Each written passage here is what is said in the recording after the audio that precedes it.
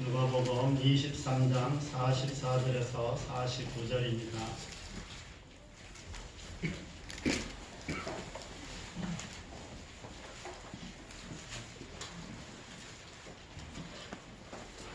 신약성경 누가복음 23장 44절에서 49절, 제 성경으로는 139페이지입니다. 신약성경 139페이지. 성경책 뒤쪽에 139페이지.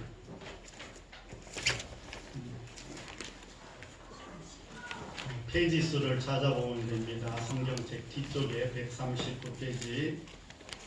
누가복음 23장 44절에서 49절까지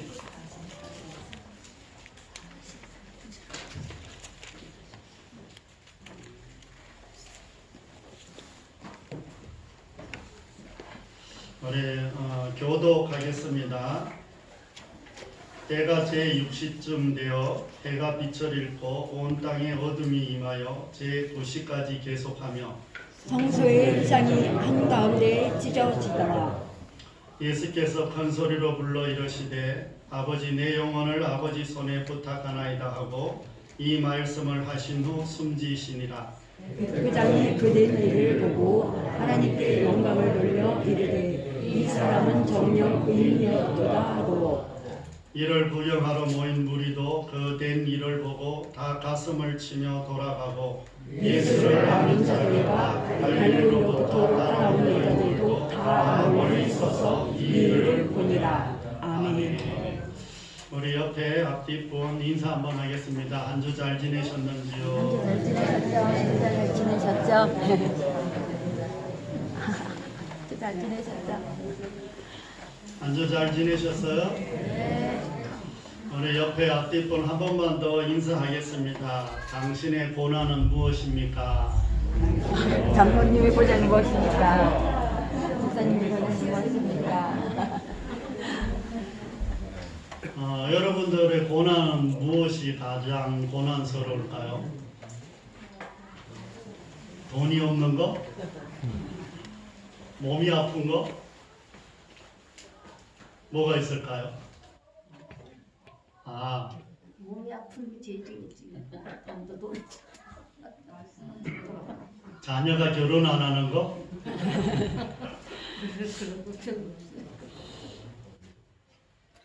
어떤 목사님이 이 사모님이 예배를 이렇게 드리고 나면 콩을 이렇게 하나씩 모았다는 거예요. 예배 드린 날 늘 콩을 하나씩 이제 모았는데 어떤 날은 노란 콩을 모으고 어떤 날은 검은 콩을 모았다는 거예요. 그래서 목사님이 궁금해서 물어봤습니다. 도대체 왜 콩을 이렇게 모으냐? 이랬더니 노란 콩은 뭐 무슨 의미고 검은 콩은 무슨 의미냐?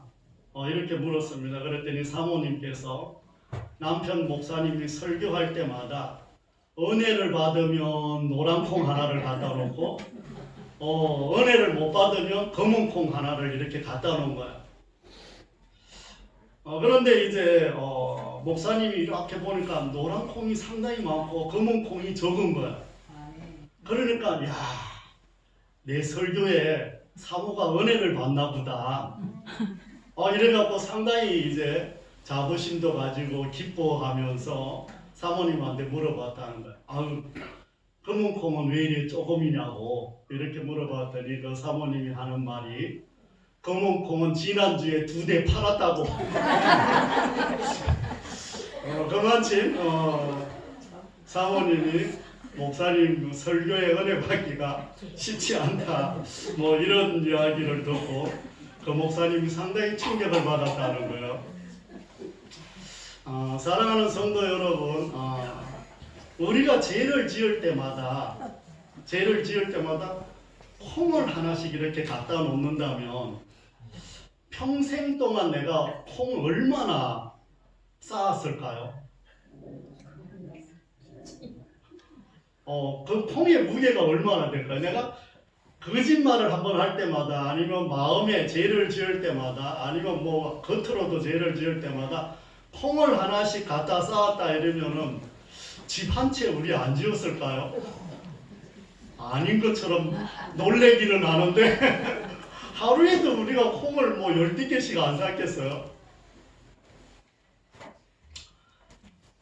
그리고 정말 그 무게가 정말 얼마나 될까요? 또 우리가 이 땅에 살아가면서 어려움과 또 고난을 당할 때마다 콩을 하나씩 이렇게 쌓아둔다면 얼마나 무거울까요? 우리의 고난의 무게와 또 죄의 무게를 예수님께서 지셨다는 것을 생각하며 예수님의 고난의 무게를 다시 한번 생각하는 저와 여러분이 되시기를 바랍니다. 아멘. 예수님은 이 땅에 오시는 그 순간부터 고난의 길이셨어요. 예수님은 하나님이셨고 하나님과 함께 계셨는데 이 땅에 자신이 만든 피조물의 모습으로 이 땅에 오신 거예요. 인간의 모습으로 이 땅에 오셨죠.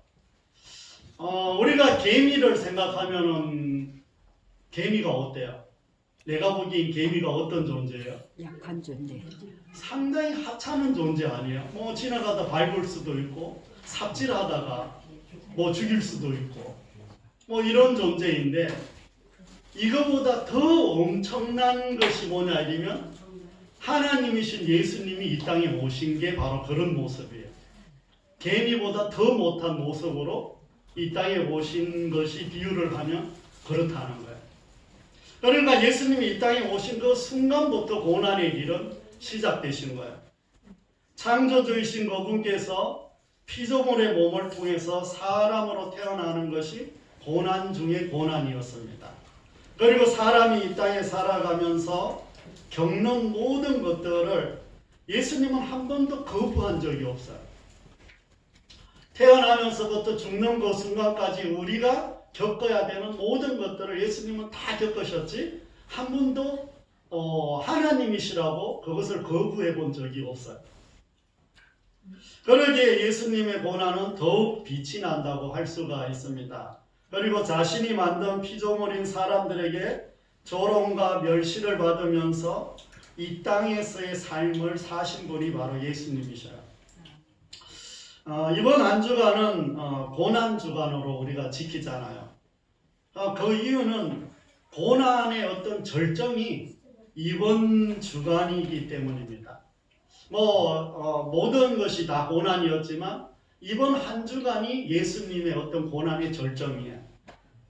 그래서 이 고난은 오직 인간을 구원하기 위한 것임을 성경에서 늘 이야기하고 있습니다. 만약 우리가 고난의 무게를 단다면 정말 얼마나 될까요? 우리의 죄의 무게를 달면 얼마나 무거울까요? 오늘 말씀을 통해서 예수님이 어떤 사람들에게 어떤 고난을 받았는지 함께 살펴보며 또 그 고난이 나와는 어떤 관계가 있는지 돌아보는 저와 여러분이 다 되시기를 바랍니다. 아멘. 먼저 예수님의 고난의 시작은 이 겟세마네 동산에서부터 시작됐다고 할 수가 있습니다.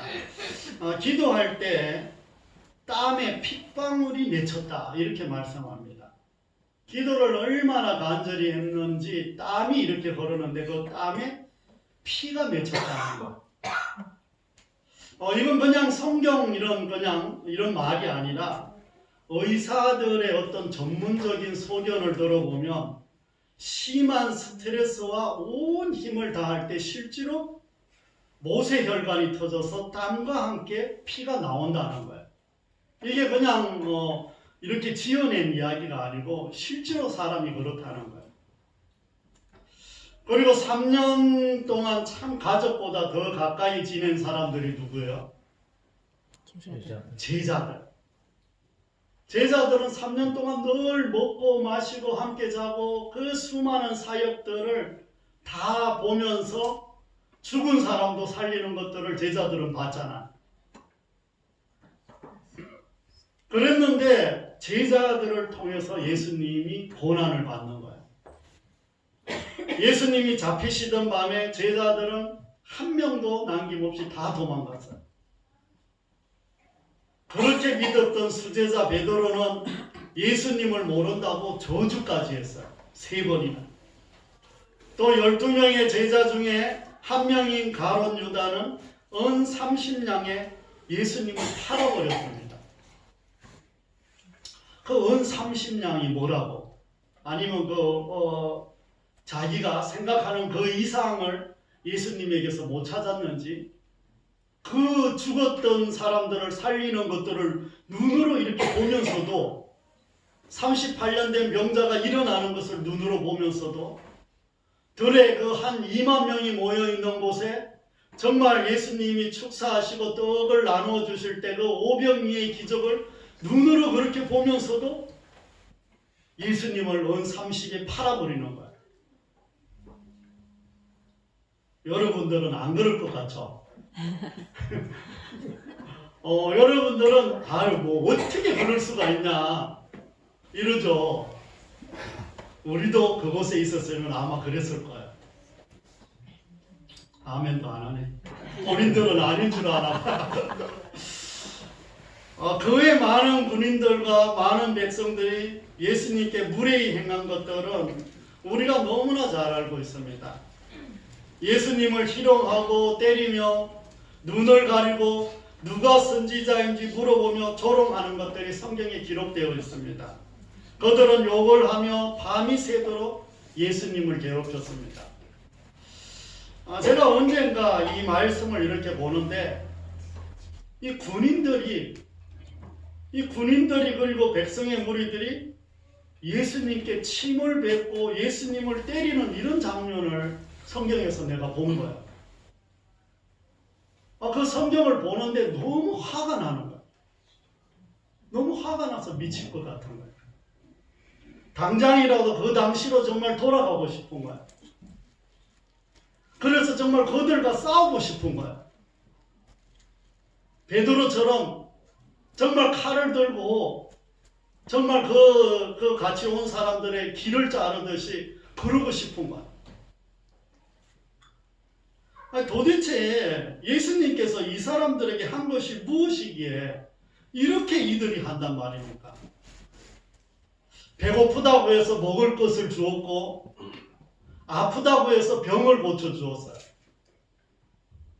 귀신 들려서 오는 사람들이 있으면 귀신을 다 쫓아내 주셨고 죽을 병에 걸린 사람들이 오면 그 병을 고쳐주셨어요. 그리고 죽은 사람도 고쳐주셨어요. 그런데 이 사람들이 도대체 왜 그러는 걸까요? 이렇게까지 해 주었는데 도대체 예수님을 왜 이렇게 죽이려고, 도대체 예수님을 왜 이렇게 못 살게 구는 걸까요? 또 예수님께 고난을 주기 위해 악인들끼리 이제 하나가 되는 모습을 볼 수가 있습니다. 장로들과 대제사장들과 서기관들과 또 빌라도와 헤롯이 예수님께 고통을 주는데 하나가 되는 것을 볼 수가 있습니다.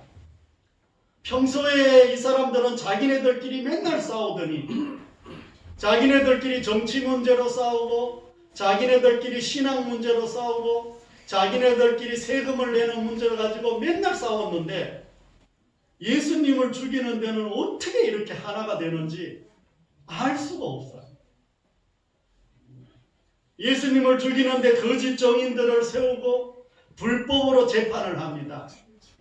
모세의 율법은 목숨보다도 잘 지킨다고 자부하던 이들이 모세의 율법을 어기면서까지 예수님을 죽이기 위해 예수님을 고난에 빠뜨리는 것을 볼 수가 있습니다. 그리고 예수님은 마지막까지 고난의 길, 십자가의 길을 스스로 가신 분이 바로 예수님이십니다. 겟세마네 때부터 아버지의 뜻을 따라 그 길을 이렇게 스스로 걸어갑니다. 언젠가 제가 한번 말씀드렸는지 모르겠지만 패션 오브 크라이스트 영화를 보신 분 계시죠? 안 보신 분이 많으시구나. 그 영화를 보면 참 예수님이 참 비참하게 돌아가셔요. 얼마나 우리가 보기도 민망할 정도로 얼마나 채찍에 많이 맞고 가시면류관을 쓰고 온 몸이 뭐 조금이라도 멀쩡한 곳이 없을 정도로 그런 모습으로 가셔요. 그리고 마지막 골고다 언덕 위에 올라가셔서 그 십자가와 그 좀 떨어진 그곳에 있는데 그 예수님이 그 십자가를 향해서 스스로 기어서 걸어가는 그런 모습을 봤어요. 예수님이 스스로 십자가를 지기 위해서 가는데 너무나 마음이 아픈 거예요. 예수님은 정말 신문하는 과정에서 채찍으로 맞은 것은 뭐 어느 매나 막대기로 맞는 것보다 배로 고통이 따릅니다. 뭐 우리가 너무 잘 아는 것처럼 채찍 끝에는 뼈 조각과 새가 이렇게 붙어 있어요.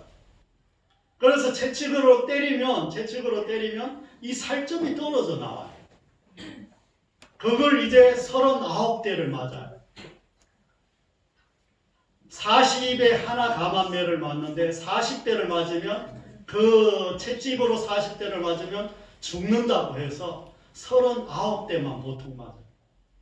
그만큼 그 채찍이 고통이 따른 겁니다. 거기에다가 머리에 가시 면류관을 씌우죠. 가시로 이렇게 만들어서 뭐 우리나라 이런 가시하고는 또 달라요. 이스라엘에 있는 가시는 얼마나 굵고 큰지 몰라요. 그 가시 면류관을 이렇게 만들어서 그 위에 그냥 씌운 거예요. 그러면 온 사방에서 피가 위에서부터 흘러내리는 거예요. 채찍에 맞을 때 이 피부와 근육과 신경 조직이 다 찢어집니다. 골고다 언덕을 걸어가실 때 맨몸으로 가도 힘든 상황인데 가로로 된 십자가를 지고 이렇게 올라갑니다. 십자가의 무게는 약 한 50kg 정도 됩니다. 채찍으로 정말 찢어진 어깨와 등에 이 50kg나 되는 나무를 지고 가는 것이 바로 골고다의 길이었습니다. 너무나 지치고 힘들어 자꾸 쓰러지니까 구레네 시몬이라는 사람을 붙들어서 그 사람에게 대신 십자가를 지고 가라고 이렇게 군인들이 시킨 것을 우리가 성경에서 알 수 있습니다. 그리고 그 상처난 상황에서 옷을 다 벗깁니다. 옷을 다 벗기고 그때 예수님의 모든 피부는 햇빛으로 인해서 화상을 다 입게 돼요. 뭐 우리나라 한여름보다 더 더운 날씨에 햇빛에 온 옷을 하나도 안 입고 햇빛에 십자가에서 못 박혀 이렇게 달아놓으면 뭐 하루만 지나면 뭐 이렇게 몇 시간만 지나면 피부가 화상을 다 입지 않겠어요? 그때 예수님의 모든 피부는 햇빛으로 인해서 화상을 다 입고 그리고 손목과 발목에는 못을 다 박았습니다. 뼈와 뼈 사이를 관통하면서 핏줄과 신경이 모두 찢어지는 고통을 겪어야만 했습니다. 인간으로서는 도저히 견딜 수 없는 고통을 당하신 분이 바로 예수님이라는 것을 마음에 새기시기를 바랍니다. 아멘. 현대의 사형 집행 방법은 가장 짧은 시간에 고통 없이 사형을 집행하는 것이 현대의 방법입니다. 그러나 그 당시 예수님이 당한 십자가의 죽음은 가장 오랫동안 가장 고통을 주는 사형 집행 방법이에요. 처음에는 못으로 팔목과 이제 이 발목에 이 발등에다가 이렇게 못을 박아서 십자가에 매달았지만 나중에 더 오래 살려두기 위해서 엉덩이 받침대를 만들어서 처지지 않게 해서 더 오래 매달려 있다 죽게 만드는 것이 그 형벌이에요. 그러니까 어떤 사람은 3일 동안 내내 살아있고 어떤 사람은 일주일도 살아있다는 거예요. 그러니까 그 고통은 뭐 이루 말할 수가 없는 거예요. 정말 이것은 뭐 사람이 감당할 수 있는 그런 고통이 아닙니다. 죽음 이후에도 죽음을 확인하기 위해서 군인이 예수님의 옆구리를 찌를 때 물과 피가 나왔다. 성경은 이렇게 기록합니다. 이것은 예수님이 심한 고통으로 정말 이 심장이 파열됐다는 이런 의사의 소견입니다. 뭐 이런 부분도 뭐 그냥 우리가 그렇게 구약 성경에 우리가 예수님이 마지막 병정들이 찌를 때 물이 나왔다 이런 표현들이 구약에서 나와 있는데 그것이 신약에서 예수님이 죽고 나서도 그대로 이루어집니다. 예수님이 아직 생명이 붙어 있지 않는지 붙어 있는지를 확인하기 위해서 옆구리에 창을 찌릅니다. 그때 피와 함께 물이 나왔다는 거예요. 이것도 구약 성경을 이루어가는 이런 모습을 봅니다. 이것은 예수님이 심한 고통으로 인해서 이미 심장이 파열됐다는 이런 말씀이에요. 심장이 파열되면 이 심낭 쪽에서 피가 고이는데 이 밑에는 피가 고이고 이 위쪽에는 맑은 물이 생긴다는 거예요. 이런 것들도 다 의사의 소견입니다. 그래서 옆구리를 찌를 때 물과 피가 함께 나왔다는 거예요. 이는 예수님께서 극심한 고통 속에서 심장이 파열돼서 돌아가셨다는 거예요. 그러니까 얼마나 고통을 받으셨는지 정말 이 심장이 파열이 돼서 돌아가셨다는 거예요. 이 심장이 파열되기까지 우리의 고난을 짊어지신 분이 바로 예수님이시라고 성경은 기록하고 있습니다. 우리의 고난의 무게와 우리의 죄의 무게를 예수님께서 친히 담당하셨다는 것을 잊지 않는 저와 여러분이 되시기를 바랍니다. 아멘. 사랑하는 성도 여러분, 우리 죄의 무게와 고난의 무게는 우리가 감당할 수 있는 것이 아닙니다. 우리는 늘 죄를 짓고 늘 우리 삶은 평생 고난 속에 살아갑니다.